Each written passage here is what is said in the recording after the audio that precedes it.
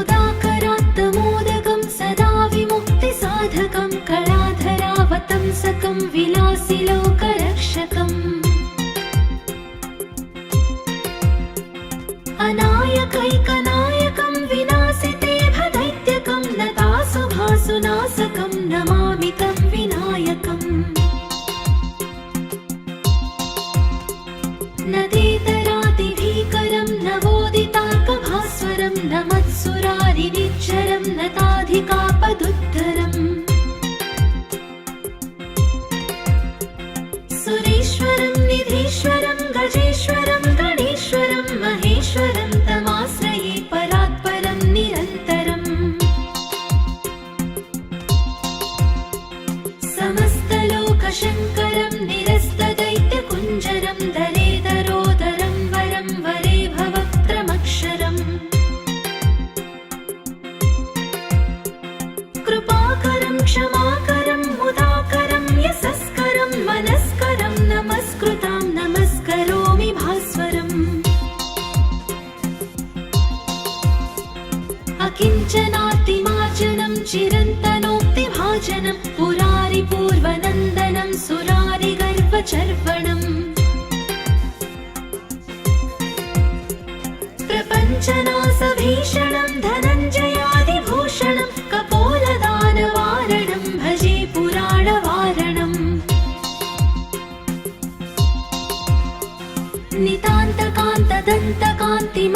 नितान्तकान्तदन्तकान्तिमन्तकान्तकात्मजम् अचिन्त्यरूपमन्तहीनमन्तराय कृन्तनम्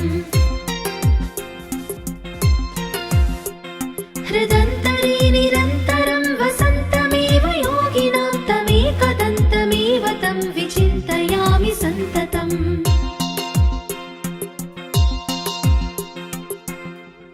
महागणेश पञ्चरत्नमादरेण योऽन्वहं प्रजल्पति प्रभातके हृदि स्मरन् गणेश्वरम् अरोगतामदोषतां सुसाहितिं सुपुत्रतां समाहितायुरष्टभूतिमभ्युपैति सोच्चिरात्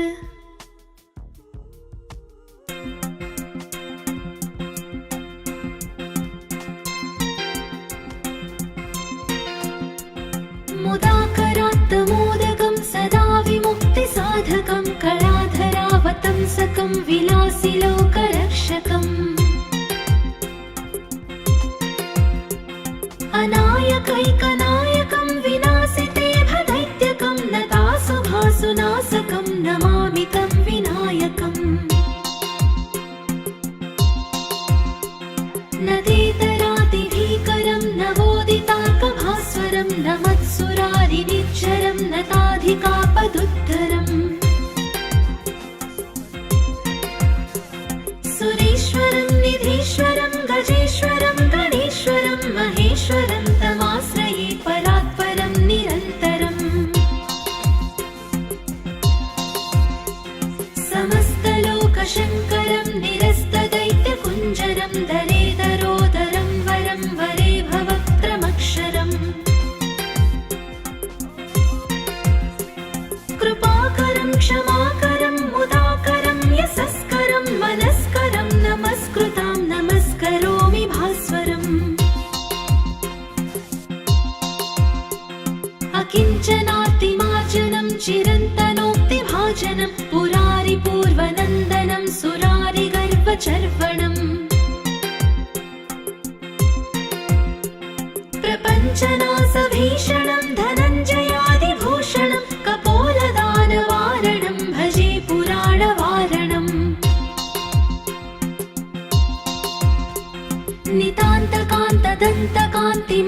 नितान्तकान्तदन्तकान्तिमन्तकान्तकात्मजम् अचिन्त्यरूपमन्तहीनमन्तराय कृन्तनम् हृदन्तरे निरन्तरं वसन्तमेव योगिनां तमेकदन्तमेव तं विचिन्तयामि सन्ततम्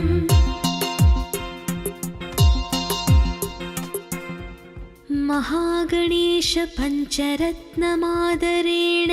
योऽन्वहं प्रजल्पति प्रभातके हृदि स्मरन् गणेश्वरम् अरोगतामदोषतां सुसाहितिं सुपुत्रताम्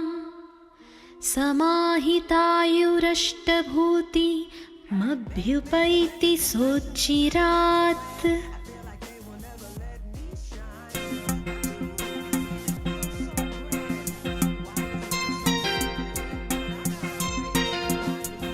मुदाकरात्तमोदकं सदा विमुक्तिसाधकं कलाधरावतंसकं विलासिलोकरक्षकम् अनायकैकनायकं विनाशिते भदैत्यकं नतासुभासुनाशकं नमामि तं विनायकम्। नदेतरातिभीकरं नवोदितार्कभास्वरं नमत्सुरारिनिच्चरं नताधिकापदुद्धरम् सुरेश्वरं निधीश्वरं गजेश्वरं गणेश्वरं महेश्वरं तमाश्रये परात्परं निरन्तरम्। समस्तलोकशङ्करं निरस्तदैत्यकुञ्जरं दरेदरोदरं वरं वरे भवक्त्रमक्षरम् कृपाकरं क्षमाकरं मुदाकरं यशस्करं मनस्करं नमस्कृतां नमस्करोमि भास्वरम्।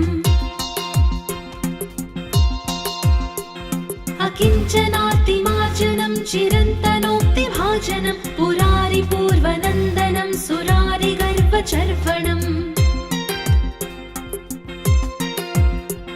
प्रपञ्चनाशभीषणं धनञ्जयादिभूषणं कपोलदानवारणं भजे पुराणवारणम्। नितान्तकान्तदन्तकान्तिमन्तकान्तकात्मजम् अचिन्त्यरूपमन्तहीनमन्तराय कृन्तनम् हृदन्तरे निरन्तरं वसन्तमेव योगिनां तमेकदन्तमेव तं विचिन्तयामि सन्ततम्।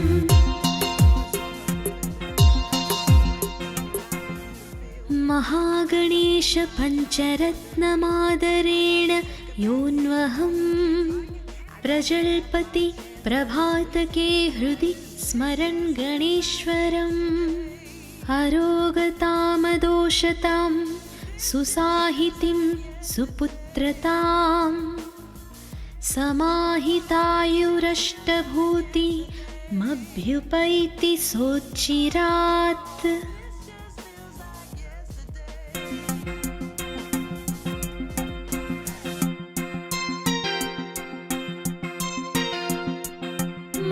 मुदाकरात्तमोदकं सदा विमुक्तिसाधकं कलाधरावतंसकं विलासिलोकरक्षकम् अनायकैकनायकं विनाशिते भदैत्यकं नतासुभासुनाशकं नमामि तं विनायकम्। नदेतरातिभीकरं नवोदितार्कभास्वरं नमत्सुरारिनिच्चरं नताधिकापदुद्धरम् सुरेश्वरं निधीश्वरं गजेश्वरं गणेश्वरं महेश्वरं तमाश्रये परात्परं निरन्तरम्। समस्तलोकशङ्करं निरस्तदैत्यकुञ्जरं दरेदरोदरं वरं वरे भवक्त्रमक्षरम् कृपाकरं क्षमाकरं मुदाकरं यशस्करं मनस्करं नमस्कृतां नमस्करोमि भास्वरम्। अकिञ्चनातिमार्जनं चिरन्तनोक्तिभाजनं पुरारिपूर्वनन्दनं सुरारिगर्वचर्वणम् प्रपञ्चनाशभीषणं धनञ्जयादिभूषणं कपोलदानवारणं भजे पुराणवारणम्। नितान्तकान्तदन्तकान्तिमन्तकान्तका नमस्कृतात्मजम् अचिन्त्यरूपमन्तहीनमन्तराय कृन्तनम् हृदन्तरे निरन्तरं वसन्तमेव योगिनां तमेकदन्तमेव तं विचिन्तयामि सन्ततम्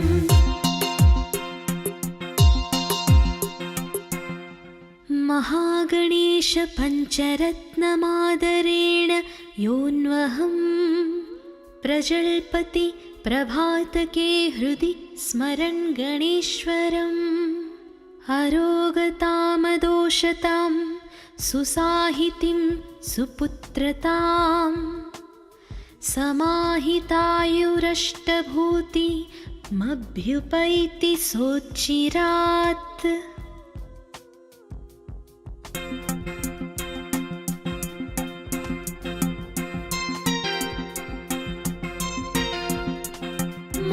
मुदाकरात्तमोदकं सदा विमुक्तिसाधकं कलाधरावतंसकं विलासिलोकरक्षकम् अनायकैकनायकं विनाशिते भदैत्यकं नतासुभासुनाशकं नमामि तं विनायकम् नदेतरातिभीकरं नवोदितार्कभास्वरं नमत्सुरारिनिच्चरं नताधिकापदुद्धरम् सुरेश्वरं निधीश्वरं गजेश्वरं गणेश्वरं महेश्वरं तमाश्रये परात्परं निरन्तरम् समस्तलोकशङ्करं निरस्तदैत्यकुञ्जरं दरेदरोदरं वरं वरे भवक्त्रमक्षरम् कृपाकरं क्षमाकरं मुदाकरं यशस्करं मनस्करं नमस्कृतां नमस्करोमि भास्वरम् अकिञ्चनातिमार्जनं चिरन्तनोक्तिभाजनं पुरारिपूर्वनन्दनं सुरारिगर्भचर्वणम् प्रपञ्चनासभीषणं धनञ्जयादिभूषणं कपोलदानवारणं भजे पुराणवारणम्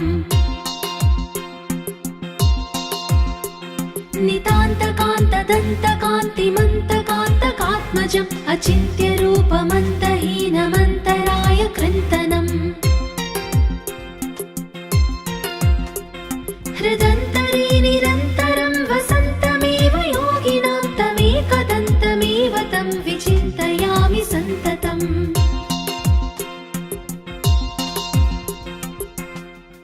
महागणेश पञ्चरत्नमादरेण योऽन्वहं प्रजल्पति प्रभातके हृदि स्मरन् गणेश्वरम् अरोगतामदोषतां सुसाहितिं सुपुत्रतां समाहितायुरष्टभूतिमभ्युपैति सोच्चिरात्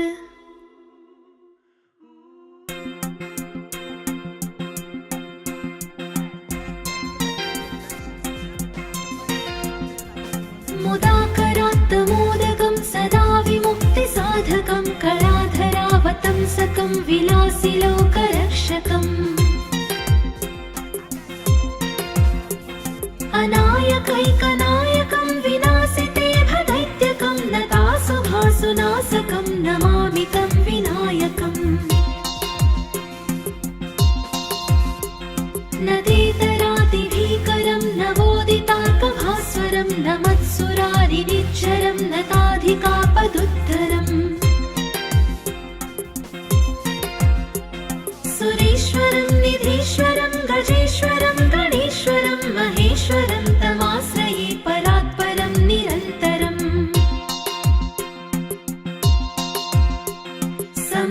समस्तलोकशङ्करं निरस्तदैत्यकुञ्जरं दरेदरोदरं वरं वरे भवक्त्रमक्षरम् कृपाकरं क्षमाकरं मुदाकरं यशस्करं मनस्करं नमस्कृतां नमस्करोमि भास्वरम्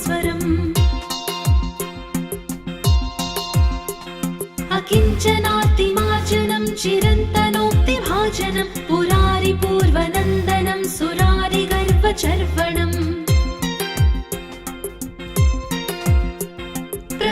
प्रपञ्चनासभीषणं धनञ्जयादिभूषणं कपोलदानवारणं भजे पुराणवारणम्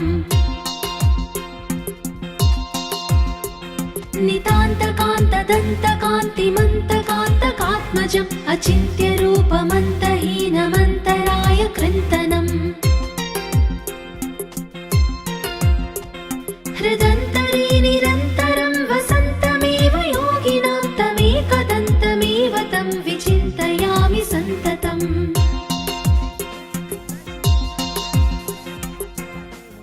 महागणेश पञ्चरत्नमादरेण योऽन्वहं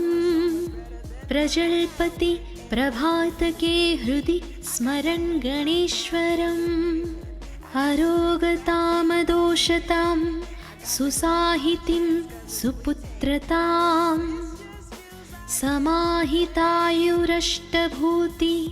समाहितायुरष्टभूतिमभ्युपैति सोच्चिरात्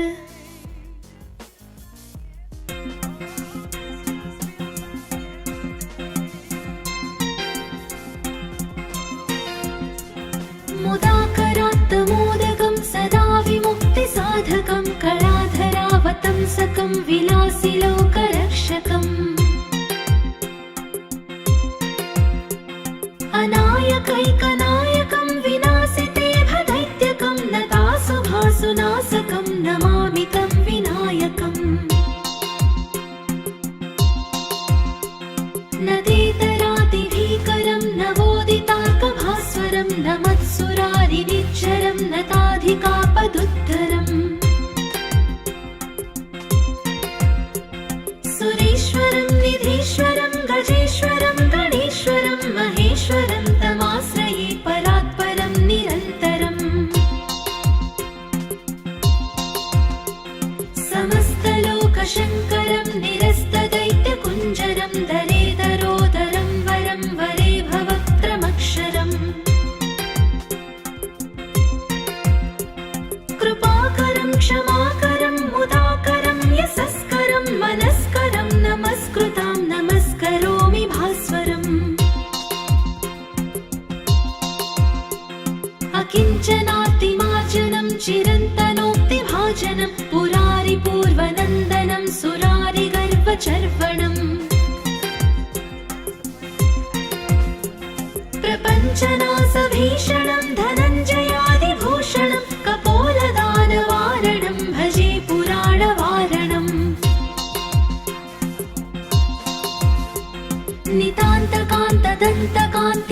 नितान्तकान्तदन्तकान्तिमन्तकान्तकात्मजम् अचिन्त्यरूपमन्तहीनमन्तराय कृन्तनम्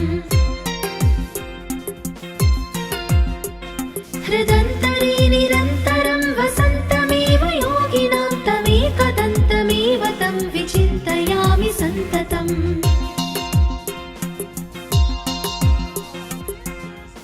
महागणेश पञ्चरत्नमादरेण योऽन्वहं प्रजल्पति प्रभातके हृदि स्मरन् गणेश्वरम् अरोगतामदोषतां सुसाहितिं सुपुत्रतां समाहितायुरष्टभूतिमभ्युपैति सोच्चिरात्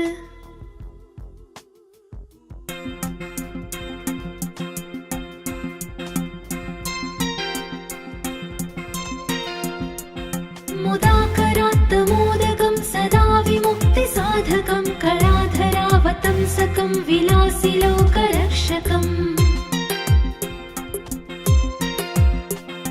अनायकैकनायकं विनाशिते भदैत्यकं नतासुभासुनाशकं नमामि तं विनायकम् नदेतरातिभीकरं नवोदितार्कभास्वरं नमत्सुरारिनिच्चरं नताधिकापदुद्धरम् सुरेश्वरं निधीश्वरं गजेश्वरं गणेश्वरं महेश्वरं तमाश्रये परात्परं निरन्तरम्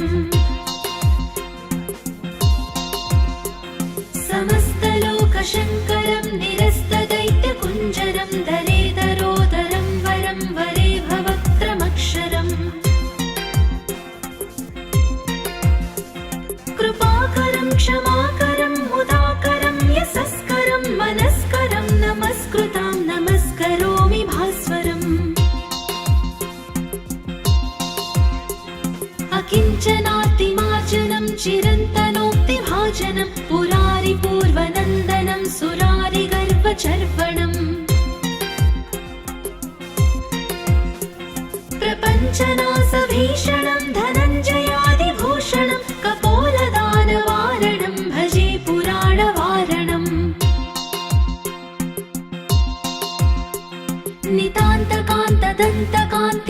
नितान्तकान्तदन्तकान्तिमन्तकान्तकात्मजम् अचिन्त्यरूपमन्तहीनमन्तराय कृन्तनम्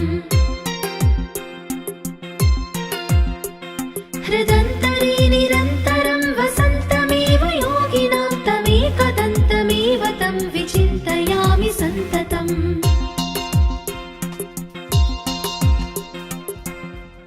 महागणेश पञ्चरत्नमादरेण योऽन्वहं प्रजल्पति प्रभातके हृदि स्मरन् गणेश्वरम् अरोगतामदोषतां सुसाहितिं सुपुत्रतां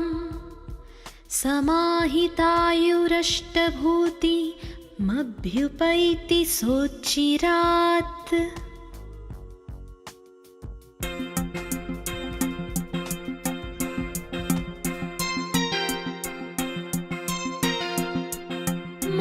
मुदाकरात्तमोदकं सदा विमुक्तिसाधकं कलाधरावतंसकं विलासिलोकरक्षकम्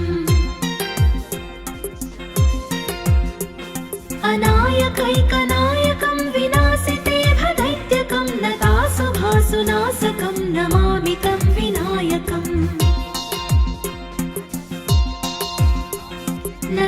नदेतरातिभीकरं नवोदिताकभास्वरं नमत्सुरारिनिच्चरं नताधिकापदुत्तरम् सुरेश्वरं निधीश्वरं गजेश्वरं गणेश्वरं महेश्वरं तमाश्रये परात्परं निरन्तरम् समस्तलोकशङ्करं निरस्तदैत्यकुञ्जरं दरेदरोदरं वरं वरे भवक्त्रमक्षरम् कृपाकरं क्षमाकरं मुदाकरं यशस्करं मनस्करं नमस्कृतां नमस्करोमि भास्वरम् अकिञ्चनातिमार्जनं चिरन्तनोक्तिभाजनं पुरारिपूर्वनन्दनं सुरारिगर्भचर्वणम् प्रपञ्चनासभीषणं धनञ्जयादिभूषणं कपोलदानवारणं भजे पुराणवारणम्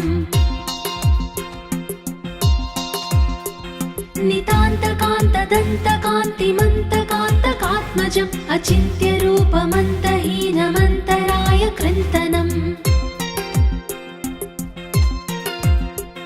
हृदन्तरे निरन्तरं वसन्तमेव योगिनां तमेकदन्तमेव तं विचिन्तयामि सन्ततम्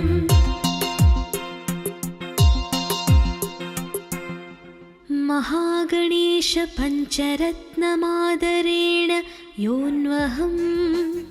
प्रजल्पति प्रभातके हृदि स्मरन् गणेश्वरम्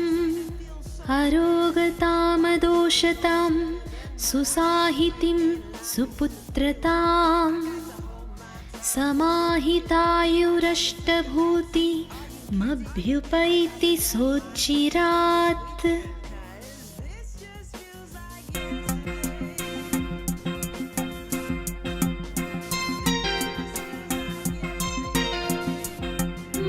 मुदाकरात्तमोदकं सदा विमुक्तिसाधकं कलाधरावतंसकं विलासिलोकरक्षकम् अनायकैकनायकं विनाशिते भदैत्यकं नतासुभासुनाशकं नमामि तं विनायकम् नदेतरातिभीकरं नवोदिताकभास्वरं नमत्सुरारिनिच्चरं नताधिकापदुत्तरम् सुरेश्वरं निधीश्वरं गजेश्वरं गणेश्वरं महेश्वरं तमाश्रये परात्परं निरन्तरम् समस्तलोकशङ्करं निरस्तदै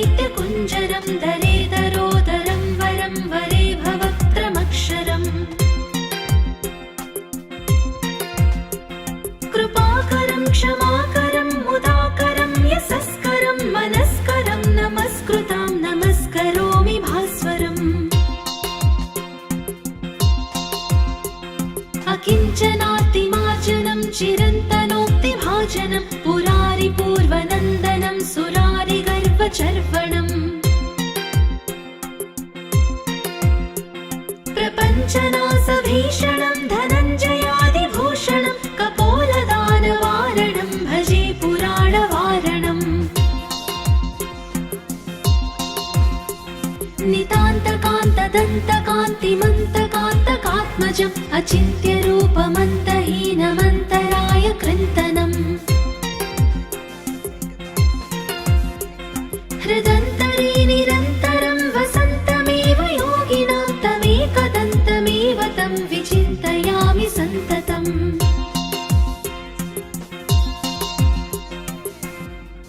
महागणेश पञ्चरत्नमादरेण योऽन्वहं प्रजल्पति प्रभातके हृदि स्मरन् गणेश्वरम् अरोगतामदोषतां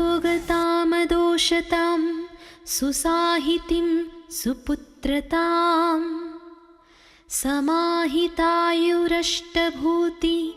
समाहितायुरष्टभूतिमभ्युपैति सोच्चिरात्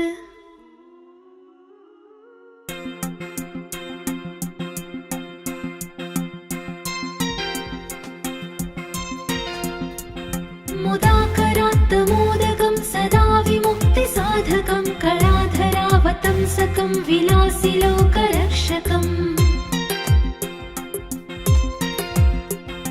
अनायकैकनायकं विनाशिते भदैत्यकं नतासुभासुनाशकं नमामि तं विनायकम्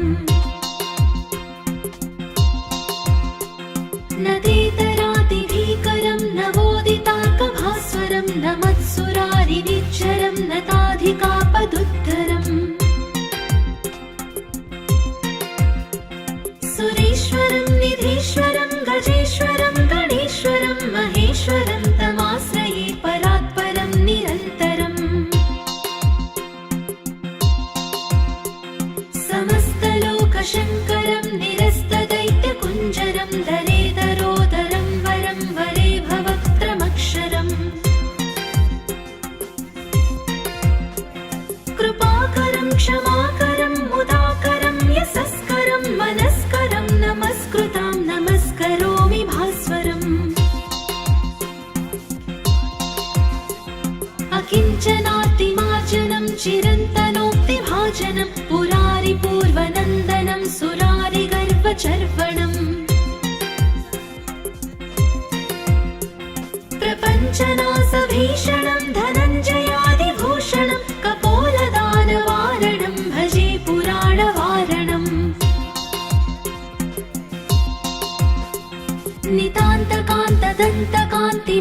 नितान्तकान्तदन्तकान्तिमन्तकान्तकात्मजम् अचिन्त्यरूपमन्तहीनमन्तराय कृन्तनम् हृदन्तरे निरन्तरं वसन्तमेव योगिनां तमेकदन्तमेव तं विचिन्तयामि सन्ततम्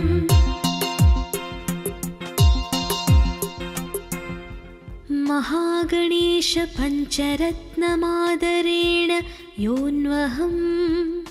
प्रजल्पति प्रभातके हृदि स्मरन् गणेश्वरम् अरोगतामदोषतां सुसाहितिं सुपुत्रतां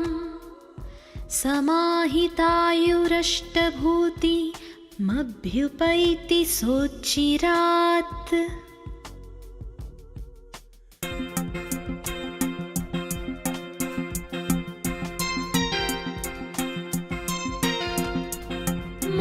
मुदाकरात्तमोदकं सदा विमुक्तिसाधकं कलाधरावतंसकं विलासिलोकरक्षकम् अनायकैकनायकं विनाशिते भदैत्यकं नतासुभासुनाशकं नमामि तं विनायकम् नदेतरातिभीकरं नवोदितार्कभास्वरं नमत्सुरारिनिच्चरं नताधिकापदुद्धरम् सुरेश्वरं निधीश्वरं गजेश्वरं गणेश्वरं महेश्वरं तमाश्रये परात्परं निरन्तरम् समस्तलोकशङ्करं निरस्तदैत्यकुञ्जरं दरेदरोदरं वरं वरे भवक्त्रमक्षरम् कृपाकरं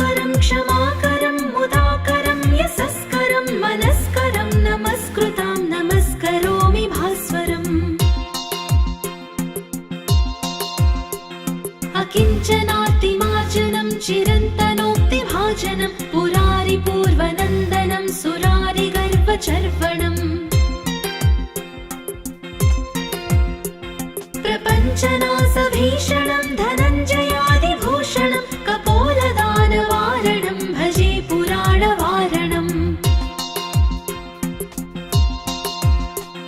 नितान्तकान्तदन्तकान्तिमन्तकान्तकात्मजम् अचिन्त्यरूपमन्तहीनमन्तराय कृन्तनम् हृदन्तरे निरन्तरं वसन्तमेव योगिनां तमेकदन्तमेव तं विचिन्तयामि सन्ततम्